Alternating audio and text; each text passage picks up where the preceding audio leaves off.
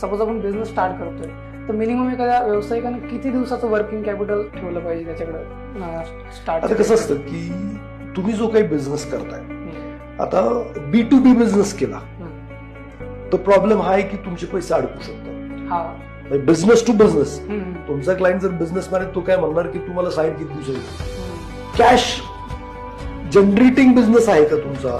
मग B2C मध्ये तुमच्याकडे प्राइसिंग आहे, सगळे खूप सारे ऍडव्हान्टेजेस आहेत. मग तुम्ही आता जर बघितलं की समजा FMCG बिझनेस आहे किंवा त्याच्या रिलेटेड बिझनेस, तर हे कसं आहे, कॅश एकदम फास्ट आहे. म्हणजे तुम्ही पहिले पैसे घेतात मग प्रोडक्ट देतात.